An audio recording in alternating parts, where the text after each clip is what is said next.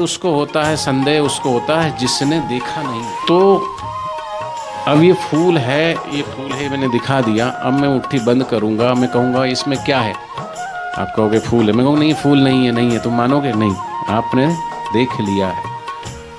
और जिसने देख लिया है वो कोई कुछ भी बोले उसको कोई फर्क पड़ता नहीं है, क्योंकि उसको ज्ञान हो गया। उसने कहा मैंने देख लिया अपनी आंखों से। इसलिए कबीरदास जी ने कहा कि जब तक न देखूं अपने नैन तब तक न मानूं तुमरे वैन। तो ईश्वर को मानना नहीं है, ईश्वर को जानना है, मानना नहीं है। आज मंदिर में जा रहे हैं लोग, पूजा कर रहे हैं, अगरबत्ती लगा रहे हैं, धूप बत्ती कर रहे हैं, सब माना हुआ ऊपर का कर्म कांड है, लेकिन कर्म कांड से ईश्वर प्राप्ति नहीं होती है। परमात्मा से जुड़ना, परमात्मा है तो कहाँ है, कैसे है, उसका जब तक ज्ञान नहीं होगा, उसको जानोगे नहीं। जानना जरूरी है ना। अब कैसे जाने? उस मिठास, खटास, कड़वाहट, किसी भी रस का अनुभव करना है तो जीवा का जागृत, जैसे अभी आप जागे हुए हो और जैसे ही आप रखोगे तो बता दोगे ये कड़वा है, ये खट्टा है, ये खारा है, ये तीखा है। जागृत होना आवश्यक है। ये तो जीभ के स्वाद के लिए जागृत होना आवश्यक है, लेकिन परमात्मा का स्वाद जीभा से नहीं चखा जाता, आंखों से नहीं देखा जा सकता, कानों से नहीं सुना जा सकता, वाणी से उसके बारे में नहीं बोला जा सकता। उसकी अनुभूति करनी होती है, और उसको अनुभव कहाँ होता है? उसका हृदय में। जैसे सारे शरीर में रसगुल्ला रखो, गुलाब जामुन रखो, स्वाद नहीं आएगा, स्वाद जीभा पे ही आएगा। ऐसी परमात्मा का स्वाद कहाँ आएगा? अपने हृदय। उसको नाम बोलते हैं हृदयेश्वर, परमेश्वर, सर्वेश्वर, योगेश्वर।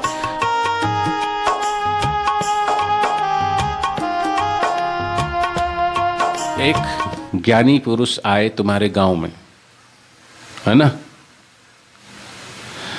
इसी पेड़ के नीचे बैठे थे, समझ लो, सचमुच में नहीं, समझाने के लिए बता रहा हूं।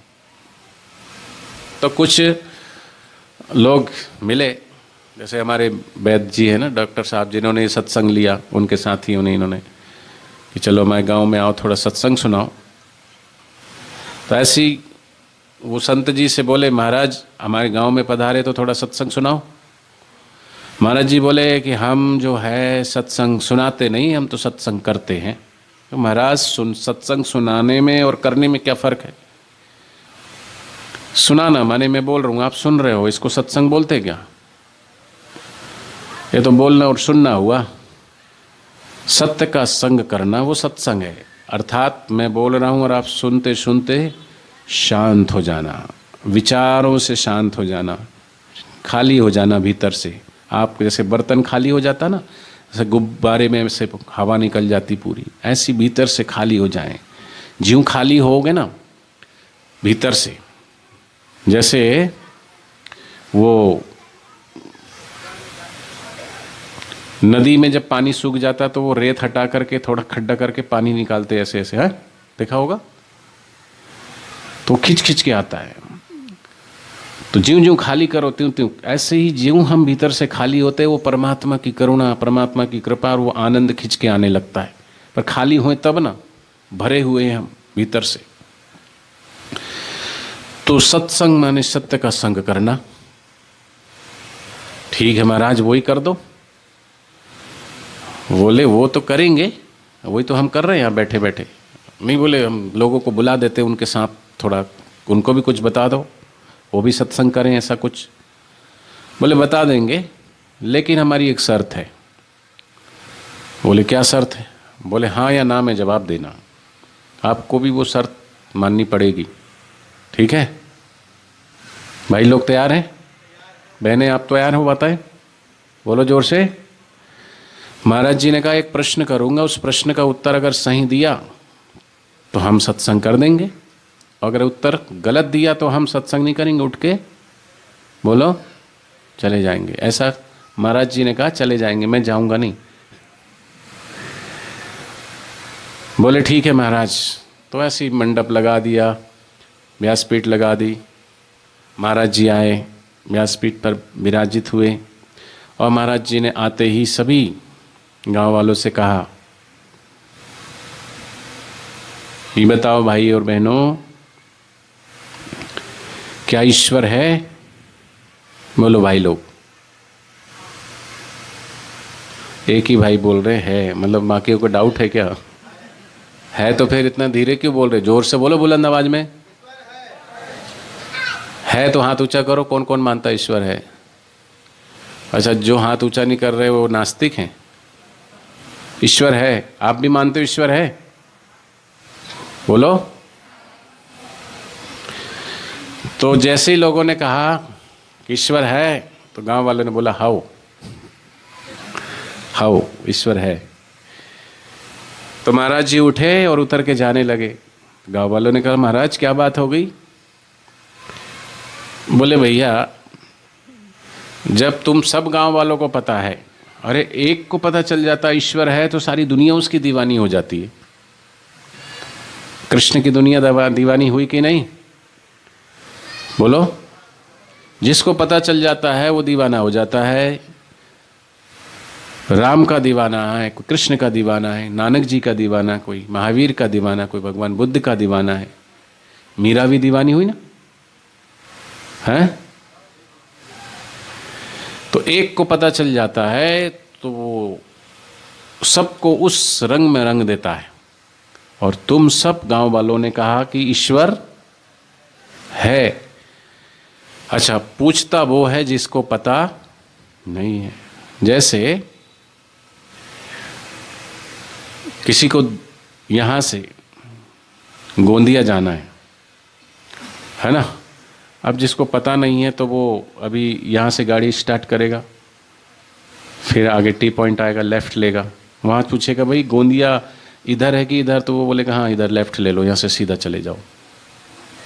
ऐसे ही है। फिर और आगे जाएंगे, फिर वहाँ जहाँ जहाँ मोड़ आएगा, जहाँ जहाँ रास्ता आएगा उसको डाउट होगा। फिर वहाँ पूछेगा भाई गोंदिया किधर है? तो वो बोलेगा हाँ यहाँ से लेफ़्ट ले लो। फिर उधर से जहाँ जहाँ, या यूँ कहो कि आपको गोंदिया से दिल्ली जाना है। अब गोंदिया से दिल्ली जाना है तो जिसको पता नहीं है, और जो उसको पता नहीं वो ट्रेन में बैठा है पहली बार गोंदिया से, और ट्रेन चली, और जिसको पता है वो बैठा है दिल्ली में। तो जिसको पता नहीं उसको फ़ोन करता है, हाँ भाई कहाँ पहुँचे? अभी ट्रेन गोंदिया से चली। अच्छा, फिर थोड़ी देर बाद, अच्छा आप कहाँ पहुँची? अभी तो आमला आया है, बैतूल है, बैतूल पड़ता है, फिर आमला पड़ता है। अच्छा आमला पहुँचे, अभी तो बहुत दूर है, ठीक है आते जाओ आते जाओ। फिर आगे और बोले कहाँ पहुँची? बोले इटारसी पहुँच गई। अच्छा अभी तो इटारसी पहुँची है, अभी तो भोपाल आने वाला है। फिर आगे गए तो बोले अब कहाँ है? बोले भोपाल आने वाला है। फिर बीना आएगा, झांसी आएगा, आगरा आएगा, मथुरा आएगा, फिर निजामुद्दीन, पहुँच गए दिल्ली। तो जिसको पता है वो पूछेगा नहीं, वो तो चला ही जाएगा। जैसे अब हम गाड़ी से आए तो हमको पता है रास्ता, तो हम थोड़ी ना जगह जगह रुक रुक के पूछेंगे कि भाई हमको गोंदिया जाना है। या यूँ कहो, अभी आप यहाँ से सत्संग पूरा होगा तो उठ के आप घर जाओगे, तो घर जाओगे तो किसी से पूछ के जाओगे, क्योंकि आपको रास्ता। और अगर आप पूछोगे अपने घर के सामने खड़े होकर कि भैया ये फलाने का घर कहाँ है तुम खुद अपने घर का एड्रेस पूछ रहे हो, तो सामने वाला क्या बोलेगा? तुम पगला तो नहीं गए हो, भांग तो नहीं पी है? अरे तुम अपने घर पे तो खड़े हो। तो क्या कहेगा? वो पागल ही कहेगा। तो पूछता वो है जिसको पता नहीं होता, और जिसको पता है वो नहीं पूछता। तो आप सब ने कहा ईश्वर है। तो जब सबको ईश्वर के बारे में पता है, ईश्वर है, तो फिर मेरा क्या काम? जब तो ईश्वर नहीं पता, ईश्वर के बारे में वहाँ तक यात्रा नहीं की, वहाँ तक नहीं पहुँचे, तब तक ईश्वर की चर्चा है, भजन है, कीर्तन है, सत्संग है। और जिसको ईश्वर का पता चल गया, बात पूरी हो गई। फिर अब क्या बोलना? अब तो चुप, मौन। और बाबा जी मौन होके वहीं बैठ गए जाके। बात तो सही है ना? अर्थात जो गांव वालों ने प्रश्न का उत्तर दिया वो सही था कि गलत? सही नहीं था। सही होता तो महाराज जी उठ के नहीं जाते। माने आपने कहा ईश्वर है, ये सुना हुआ है, जाना हुआ नहीं है, माना हुआ है। माना हुआ में डाउट तो रहता है, क्या पता हो कि नहीं हो, क्या पता। इसलिए आदमी कई बार पाप भी करता, कई बार पुण्य भी करता है। पाप कर लेता, अरे क्या भगवान क्या, चलो छोड़ो। लेकिन वो कई बार सोचता सचमुच में हुआ तो थोड़ा पुण्य भी कर लो, डाउट है कि नहीं है। तो डाउट उसको होता है, संदेह उसको होता है जिसने देखा नहीं है। जैसे अब मेरे हाथ में क्या है, बोलो अब क्या है, अब डाउट है क्या है, हाँ? अब इसमें फूल है, लेकिन अब है कि नहीं है, फिर डाउट है। तो अब ये फूल है, ये फूल है, मैंने दिखा दिया। अब मैं मुट्ठी बंद करूंगा, मैं कहूंगा इसमें क्या है, आप कहोगे फूल है, मैं कहूँगा नहीं फूल नहीं है, नहीं है, तुम मानोगे नहीं, आपने देख लिया है। और जिसने देख लिया है वो कोई कुछ भी बोले उसको कोई फर्क पड़ता नहीं है, क्योंकि उसको ज्ञान हो गया। उसने कहा मैंने देख लिया अपनी आंखों से। इसलिए कबीरदास जी ने कहा कि जब तक न देखूं अपने नैन तब तक न मानूं तुमरे वैन। तो ईश्वर को मानना नहीं है, ईश्वर को जानना है, परमात्मा को मानना नहीं है। आज मंदिर में जा रहे हैं लोग, पूजा कर रहे हैं, अगरबत्ती लगा रहे हैं, धूप बत्ती कर रहे हैं, सब माना हुआ ऊपर का कर्म कांड है, लेकिन कर्म कांड से ईश्वर प्राप्ति नहीं होती है। परमात्मा से जुड़ना, परमात्मा है तो कहाँ है, कैसे है, उसका जब तक ज्ञान नहीं होगा उसको जानोगे नहीं। जानना जरूरी है ना। अब कैसे जाने, आप गहरी नींद में सोए हो, मेरी बात समझ आ रही है आप सबको, बोलो। गहरी नींद में सोए हो, आवाज आ रही, ये नहीं पूछा मैंने, समझ आ रही। गहरी नींद में सोए हो और सुबह सुबह उठ के आपसे पूछा जाए कि भैया हमने आपको रात को रसगुल्ला खिलाया था। बोले किसको खिलाया था? बोले सबसे पहले तो आपके अंगूठे को खिलाया था। अंगूठे को खिलाएंगे तो क्या रस आएगा, स्वाद आएगा? फिर बोले कोहनी को खिलाया था, बोले सिर को खिलाया था, आँख को खिलाया था, नाक को खिलाया था, हैं घुटने को खिलाया था, गले को खिलाया था, किसको खिलाया था? बोले आपकी जीभा में रखा था, जीभा में भी रखा था। तो बोले लेकिन मैं तो सोया हुआ था, मुझे स्वाद नहीं आया। बताओ, आप सोए हो और सोए हुए व्यक्ति को जीभ पर रसगुल्ला रखें कि गुलाब जामुन रखें कि करेला रखें, मीठा रखें कि खट्टा रखें कि तीखा रखें, उसको स्वाद आएगा सोए हुए व्यक्ति को? उस स्वाद को चखने के लिए जागृत होना जरूरी है नहीं? उस मिठास, खटास, कड़वाहट, किसी भी रस का अनुभव करना है तो जीवा का जागृत। जैसे अभी आप जागे हुए हो और जैसे ही आप रखोगे तो बता दोगे ये कड़वा है, ये खट्टा है, ये खारा है, ये तीखा है। जागृत होना आवश्यक है। ये तो जीभ के स्वाद के लिए जागृत होना आवश्यक है, लेकिन परमात्मा का स्वाद जीभा से नहीं चखा जाता, आंखों से नहीं देखा जा सकता, कानों से नहीं सुना जा सकता, वाणी से उसके बारे में नहीं बोला जा सकता। उसकी अनुभूति करनी होती है, और उसको अनुभव कहाँ होता है? उसका हृदय में। जैसे सारे शरीर में रसगुल्ला रखो, गुलाब जामुन रखो, स्वाद नहीं आएगा, स्वाद जीभा पे ही आएगा। ऐसी परमात्मा का स्वाद कहाँ आएगा? अपने हृदय में। उसके लिए उसको नाम बोलते हैं हृदयेश्वर, परमेश्वर, सर्वेश्वर, योगेश्वर। वो परमात्मा हृदय। भगवान ने कहा कि ना कहाँ है वो, कि ना हम बसामी वैकुंठे योगिनाम हृदय नवे मदभक्ता यत्र गायन्ति तत्र तिष्ठामि नारद। जहाँ मेरा भक्त सुनते सुनते मुझमय हो जाता, मैं उसके हृदय में प्रकट हो जाता हूँ। हृदय में है ही, लेकिन जब हम वहाँ उस परमात्मा में डूब जाते हैं, अर्थात जहाँ हम नहीं होते, परमात्मा ही रह जाता है, तो आनंद आने लगता है। वो आनंद भीतर ही है, बाहर नहीं है, लेकिन उससे जुड़ना पड़ेगा। लाइट तब जलेगी जब प्लग में बाहर डालोगे, बटन ऑन करोगे। तो जब तक उसको जानेंगे नहीं तो संदेह बना रहेगा। माना तो है कि परमात्मा है, राम के बारे में सुना, कृष्ण के बारे में सुना, शिव के बारे में सुना, सब देवी देवताओं के बारे में सुना है, लेकिन जाना नहीं है। तो बताओ, माने हुए पे संदेह होता है, जाने हुए पे संदेह नहीं होता। तो महाराज जी उठ के गए, सही गए कि गलत? क्योंकि उत्तर सही था कि गलत? गलत था, क्योंकि माना हुआ है कि ईश्वर है, लेकिन जाना नहीं है। और महाराज तो जानने की बात कर रहे थे ना, क्या ईश्वर है? वो वही कह सकता है जिसने जाना है कि हाँ है, उसकी अनुभूति की। सिर्फ सुनी सुनाई बात से क्या होता है? सिर्फ ईश्वर को मान लेने से क्या हमारी मुक्ति मिल जाएगी? अनादिकाल से लोग मानते आए, आस्तिक जो लोग हैं, आस्तिकवाद जो चलता है वो ईश्वर को मानने से चलता है, तो क्या उनकी मुक्ति हो गई? आस्तिक हो जाने मात्र से, ईश्वर को मान लेने मात्र से हमारी सदगति, हमारी मुक्ति नहीं होने वाली है।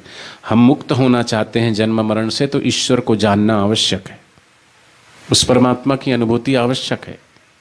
तो जिसने अनुभूति की है उसके वचन सुनकर के उन वचनों के अनुसार फिर चलना भी जरूरी है। वो जो कहते हैं वो करना भी जरूरी है। जहां ले चलोगे वहीं मैं चलूंगा, जहां नात रख लोगे वहीं मैं रहूंगा। और महाराज जी चले गए। तो बात तो अच्छी लग रही ना आपको? बोलो। तो उन्होंने कहा महाराज जी की बात अच्छी तो लग रही, लेकिन महाराज जी तो उठ के चले गए, कैसे भी करके फिर लाओ। तो फिर सब गांव वालों ने मीटिंग करी और कहा देखो महाराज जी को लाने का एक ही तरीका है। कल हाँ बोला था तो वो चले गए थे, कुछ बोले नहीं। आज ऐसा करो, हाँ का उल्टा बोलो, ना बोलो। तो आज सब मिलकर के ना बोलेंगे। महाराज जी प्रश्न करेंगे, ईश्वर है, सबको मिलकर बोलना है। हाँ का उल्टा ना होता कि हाँ होता है? तो हाँ बोलना कि ना? तो ठीक है, बोले महाराज जी आपके प्रश्न का उत्तर हमने ढूंढ लिया, आइए सत्संग करिए। बोले पक्की बात? बोले हाँ। आए महाराज जी बैठे, आते फिर पूछे बताओ गांव वालों, ईश्वर है या नहीं? सबने जोर से बोला, जोर से बोलो, अरे जोर से बोलो, नहीं। तो महाराज जी फिर उठ के जाने लगे। बोले कहा महाराज अब क्या हुआ? अरे बोले घोर नास्तिकों, जब ईश्वर ही नहीं है तो उसकी चर्चा क्या करनी? राम नहीं तो रामायण कहाँ से आई? कृष्ण नहीं तो गीता कहाँ से आई? महाभारत का युद्ध नहीं हुआ तो भगवत गीता कहाँ से आई? वेद कहाँ से आए? उपनिषदें कहाँ से आई? है तभी ना, और जब नहीं है तो फिर क्या सुनाए? बात तो सही है।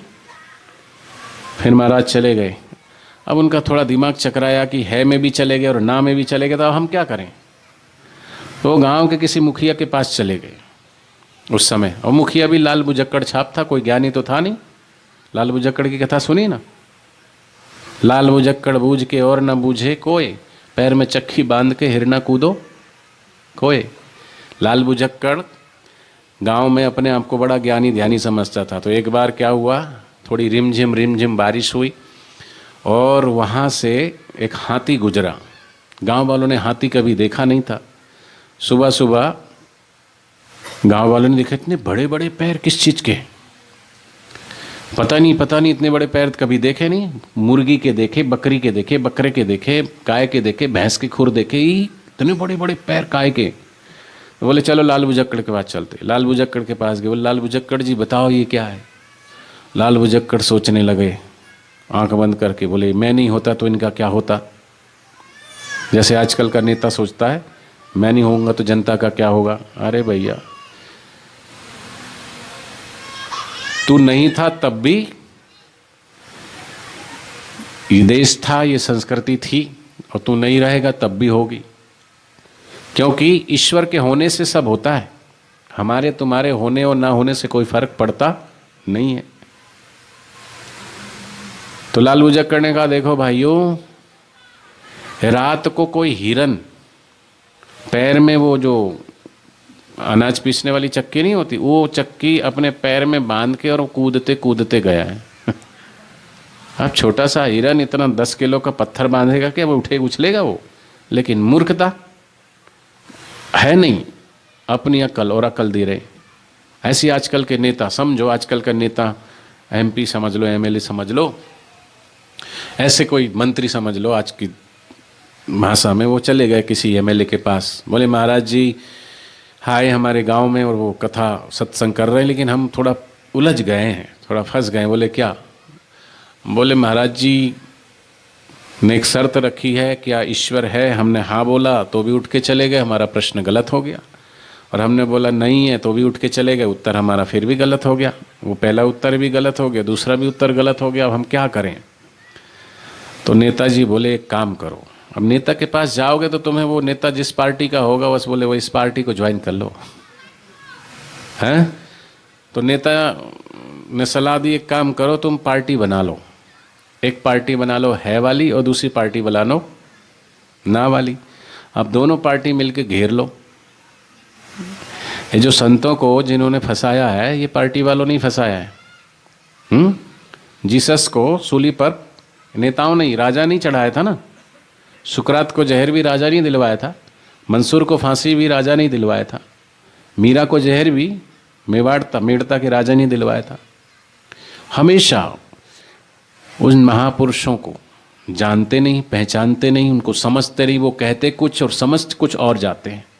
वो कहना कुछ और जा रहे हैं। आपको थोड़ा थोड़ा समझ आ रहा है ना वो क्या कहना चाह रहे थे, लेकिन कई नीरे मूर्ख उनको समझ में नहीं आता और वो फिर आरोप और प्रत्यारोप लांछन लगाते हैं उल्टा।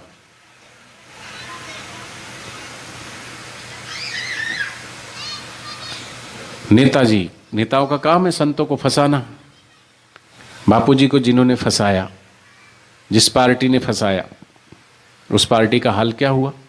संत सताए तीनों जाए, तेज बल और वंश, एड़ा केड़ा कई गया रावण कौरव और कंस। तो उस पार्टी का तो हाल ये है। लेकिन इस पार्टी ने अगर, कई लोग बोलते हैं अरे कि भाई बापूजी को फंसाया, अब तो ये वाली सरकार आ गई है, हिंदुत्ववादी सरकार है, इसको तो अब बापूजी को बाहर लाना चाहिए, ये कुछ नहीं कर रही है। तो नेताजी कोई संतों से बड़े नहीं हो जाते, नेता कोई भगवान से बड़ा नहीं होता। ठीक है, नेताजी अगर नेताजी हैं और अगर आज पीएम की कुर्सी पे भी कोई बैठे हैं तो उसमें भी बापूजी का आशीर्वाद। बापूजी एक पीएम नहीं, ऐसे 10-10 पीएम बना सकते, बापूजी में ऐसा सामर्थ्य है। तो नेता क्या करेगा संतों के लिए? ये तो संतों के आशीर्वाद से, ये बापूजी का संकल्प था, बापूजी का आशीर्वाद था और अभी भी है। लेकिन देखते रहते महापुरुष कि तुम अपना कर्तव्य कब निभाओगे। सीता जी कोई चोरी नहीं हुई थी, सीता को कोई रावण लेके नहीं गया था, और जिसको लेके गया था वो सीता थी ही नहीं। और सुग्रीव को राम जी ने कहा कि तुम्हारा राज्य तुमको मिल गया, तुम्हारी खोई हुई पत्नी भी तुम्हें मिल गई, अब तुम्हारा कर्तव्य है कि धर्म कार्य में सहभागी होकर के माता सीता की खोज करो, अर्थात भक्ति की खोज करो। लेकिन सुग्रीव तो भोग विलास में ऐसा तृप्त हो गया कि राम जी को भूल ही गए। ऐसे आजकल के संत जो है वो संतों के उपकारों को भूल गए। संतों के पास जाते थे और संतों के आशीर्वाद में क्या सामर्थ्य होता है बोलते भी थे, आते भी थे, मत्था टेक के भी जाते थे। लेकिन ऊपर ऊपर से, भीतर से अगर श्रद्धा होती, जानते तो। लेकिन संतों को जानने के लिए, संतों को पहचानने के लिए श्रद्धा की आंख चाहिए। तो पार्टी बना दी, बोले अब जाओ संत को घेरो। आधे लोग बोलना ईश्वर है, आधे लोग बोलना नहीं है, तुम बोलना है, बोलेंगे नहीं है, बस झगड़ा शुरू। नेता का काम क्या है? राजनीति उस दिन खत्म हो जाएगी जिस दिन सब एक हो जाएंगे, लेकिन नेता कभी किसी को एक होने नहीं देते। जिस दिन सब एक हो गए तो राजनीति कहाँ रहेगी फिर? बात सब करते हैं लेकिन होने अंदर से कुछ। तो नेताओं का काम है जाति के नाम पे, धर्म के नाम पे, मजहब के नाम पर, भाषा के नाम पर लड़ाओ भिड़ाओ, उपद्रव फैलाओ। ये तो वही बात हुई कि अभी बिमल जो गुटखा पान मसाला होता है ना, जो लोग खाते हैं उनको पता है, उन्होंने एक बहुत बड़ा कैंसर का हॉस्पिटल खोला। अरे भले मानस, पहले तो तुम बिमल गुटखा बेच करके लोगों को लत लगाओ गुटखा खाने की, कैंसर पैदा भी तुम करो और ऊपर से कैंसर का हॉस्पिटल भी खोल लो। ये कौन सी बात हुई? कुएं में अगर गंदगी पड़ी है और कुएं के पानी को उलीसते रहे तो गंदगी कैसे जाएगी? पहले तो गंदगी को निकालो, फेंको, पहले अपनी फैक्ट्रियां बंद करो। तो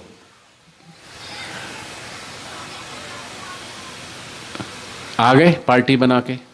बहनों तुम्हारी पार्टी है ईश्वर, जोर से बोलो। इनकी जरा श्रद्धा भावना ज़्यादा होती है ना, भाव प्रधान केंद्र है। और तुम्हारी पार्टी का नाम नहीं है, देखते हैं कौन जीतता है। ठीक है, तुम्हारा झंडा नहीं है, तुम्हारा झंडा है। जो बसों में भर भर के लोगों को लेके जाते हैं ना नेता लोग, दिल्ली में रामलीला मैदान में बहुत भीड़ बैठी थी, तो किसी ने वहाँ से निकलते हुए पूछा कि भाई तुम लोग कहाँ से आए हो? बोले हम लोग आए हैं छत्तीसगढ़ से। क्यों आए हो? बोले हम नारा लगाने के लिए आए। कौन सी पार्टी से? अब ये पार्टी का नाम हमको 9 बजे पता चलेगा।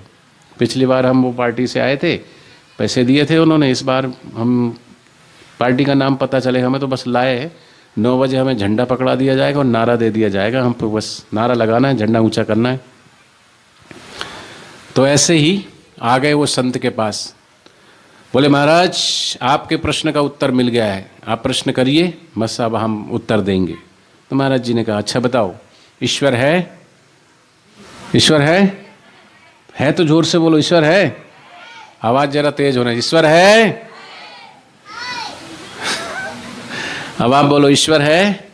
नहीं है। अब ऐसे हाथ करूंगा तो आप बोलना नहीं है, ऐसे हाथ करूंगा तो बोलना, बोलो बोलो।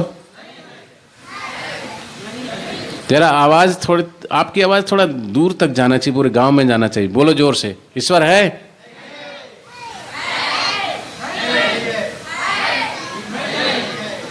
घर में जब पति पत्नी का झगड़ा होता है उतना तो तेज बोल लो, ईश्वर ईश्वर ईश्वर ईश्वर ईश्वर ईश्वर है नहीं, है नहीं, है नहीं, झगड़ा हो गया। महाराज जी कह रहे शांति रखो भाई, चुप हो जाओ, चुप हो जाओ, लड़ो मत। देखो तुम इसी गांव के रहने वाले हो, ठीक है, और तुमको यही रहना है। मैं तो अभी आया हूँ, थोड़ी देर बाद मैं यहाँ से चला जाऊँगा, तो तुम क्यों लड़ रहे हो? लड़ो मत। अच्छा एक बात सीधा सा सुन लो कि जिसको पता है कि ईश्वर है वो उनको बता दे, जिनको पता नहीं है मेरा क्या काम, मैं फिर चला। तो ये विनोदी वार्ता थी, लेकिन सच में क्या है? आस्तिक बोलता ईश्वर है और नास्तिक बोलता ईश्वर। ना आस्तिक ने यात्रा की और ना नास्तिक ने यात्रा की, ठीक है। तो फिर आस्तिक और नास्तिक से ऊपर जब जिज्ञासा उत्पन्न होती है कि ये सृष्टि बनाई तो किसने बनाई और क्यों बनाई और कैसे बनाई, ये जानने की जिज्ञासा जब पैदा होती है ना, नहीं तो तर्क कुतर्क नहीं करना चाहिए। कई लोग फालतू के तर्क और कुतर्क करते रहते हैं। जैसे एक विलायत से पढ़कर आ गया एक लड़का गांव में, बोला भाले परिवार था लेकिन वो अपने आप को बड़ा होशियार समझता था। बोले माँ मैं ऐसी विद्या पढ़ के आया हूँ, अब बताओ मेरे हाथ में कितने लड्डू हैं? ऐसे करके दिखाया। माँ ने कहा बेटा 2 लड्डू है। कितने हैं? बोले, तो वो एक दिखाया। बोले माँ कितने लड्डू? ये क्या है? बोले लड्डू। बोले कितने? बोले 2। बोले 2 और 1? बोले 3। तो बोले देख माँ 3 लड्डू है। माँ बोली 2 ही है। बोले 2 और 1 कितना होता है? बोले 3। तो बोले 3 हुए ना फिर। तो बोले बेटा मैं तेरे से तो जीत नहीं सकती तर्क कुतर्क करके, लड्डू तो 2 ही है। बोले ना 2 और 1 कितना होता है? बोले 3। जैसे बोलते ना, वो पहली पढ़ाते थे, तीतर के 2 आगे तीतर, तीतर के 2 पीछे तीतर, आगे भी तीतर पीछे भी तीतर। बोलो तुम कितने तीतर? तो कई बोले कि तीतर के आगे तीतर 2, तीतर के 2 पीछे तीतर 2, आगे भी तीतर पीछे भी तीतर। कितने हो गए? कोई बोलेगा 5, कोई बोलेगा 7। है तो कितने? कितने? तीतर के 2 आगे तीतर, तीतर के 2 पीछे तीतर, आगे तीतर पीछे तीतर। ऐसे लड्डू तो 2 ही थे, लेकिन वो घुमा रहा था माँ को। बाप देख रहा था, अरे सुन भाई बड़ा तू अंग्रेजी झाड़ रहा है, ठीक है मान लिया मैंने 3 लड्डू है, ठीक है, तू बोल रहा है 3 लड्डू है, 3 ही है, चल। अरे भागबार इधर आ, चल ये ले 1 लड्डू तेरा खा ले, और ये दूसरा लड्डू मेरा, मैंने भी खा लिया, तीसरा तू खा ले जा। तो जो तर्क करते वो खाली रह जाते। ईश्वर ऐसा है, क्यों है, क्या है, ये है, वो है, ऐसा क्यों, वैसा क्यों, ऐसा है तो फिर ऐसा क्यों हो रहा है, गाय क्यों कट रही है, बलात्कार क्यों हो रहा है, वही क्यों हो रहा है, वो क्यों हो रहा है, ऐसा पाप क्यों हो रहा है, ये क्यों हो रहा है, ईश्वर होता तो फिर। ऐसे नास्तिक तर्क देगा, लेकिन अनुभव उसका भी नहीं है। नास्तिक भी तर्क देगा, आस्तिक भी तर्क। ना आस्तिक ने यात्रा की ना नास्तिक ने। ऐसी एक आस्तिक और एक नास्तिक गांव में आ गए। गांव में कोल्हू चल रहा था, और कोल्हू अंदर चल रहा था और बाहर वो एक काका तेल तौल रहा था, अंदर तेल बिक रहा था। तो वो बोला ये बहुत बढ़िया है, एक ही व्यक्ति तेल भी निकाल रहा है और तेल बिक भी रहा है अंदर। तो उसने बोला काका ये बढ़िया है, आपका बैल अंदर तेल निकाल रहा है कोलू में और आप तेल बेच रहे हो। तो आपने उसको, बोले हाँ मैंने उसको एक बार हाँक दिया, जोत दिया तो वो चल रहा है। तो बोले आप बाहर बैठे हो, वो अंदर जुत रहा है, गोल गोल घूम रहे हैं, अगर वो खड़ा हो जाए तो आपको पता कैसे चलेगा? वो बोला कि पता ऐसे चलेगा, मैं उसके गले में घंटी बांध रखी, जब वो चलता है तो घंटी बज रही है मतलब चल रहा है, रुक जाएगा तो घंटी बंद हो जाएगी। तो वो तर्क करने वाला कहता है ऐसा भी तो हो सकता चाचा कि वो खड़ा हो जाए और गले से ऐसे ऐसे घंटी बजाते रहे। तो वो बोला भैया वो बैल है, तेरे जैसा तार्किक नहीं है। ठीक है, तो ऐसे तर्क कुतर्क करने से, ईश्वर तर्क का विषय नहीं है, कुतर्क का विषय नहीं। तर्क करो लेकिन तर्क संगत होना चाहिए, शास्त्र सम्मत होना चाहिए। जिज्ञासा के लिए तर्क करो, प्रश्न पूछो। बच्चे को जिज्ञासा होती, माँ से प्रश्न करता, और माँ को बच्चे के प्रश्न का उत्तर देना भी चाहिए, क्योंकि माँ थक जाती, बाप थक जाता, बच्चा इतना प्रश्न करता है। आज बच्चे जो बड़े हैं ना, बड़े ने प्रश्न करना भूल गए, जिज्ञासा ही नहीं रही, मर गए, जिज्ञासा ही मर चुकी है। बच्चे के अंदर कैसी जिज्ञासा होती, पूछता ये क्यों है, ये कैसा है, ये ऐसा क्यों है, वैसा क्यों है, कितने प्रश्न। मेरे बाप चुप हो जा, बोलना पड़ता है, चुप हो जा, चुप, बहुत बोलता है तो चुप, बोलेगा, वो जानना चाहता है। तो जिज्ञासा जिसकी मर गई वो मर गया। ईश्वर को जानने और पाने की जिज्ञासा होनी चाहिए। तो ना आस्तिक ने यात्रा की, ना नास्तिक ने। वो महाराज तो जाके वहीं बैठ गए और इंतजार करते रहे कि आस्तिक और नास्तिक से ऊपर जब कोई उठता है, आस्तिकता और नास्तिकता से जब जिज्ञासु होता है, उस जिज्ञासु का नाम ही शिष्य है। और वो शिष्य जब फिर कि ये भी नहीं, वो है तो क्यों है और कैसे है, ऐसा है तो क्यों, और जब ये तमाम प्रकार की उलझनें उसको सुलझानी होती है और उसको ईश्वर को जानने की जिज्ञासा होती है, तो फिर वो जाता है ततिविधीन प्रणिपातेन परिप्रश्न, ऐसे महापुरुष की शरण में जाकर के श्रद्धा भाव से प्रश्न करता है। तो ऐसे महापुरुष फिर उसको प्रश्न का उत्तर भी देते हैं और उसको अनुभव भी कराते हैं। जैसे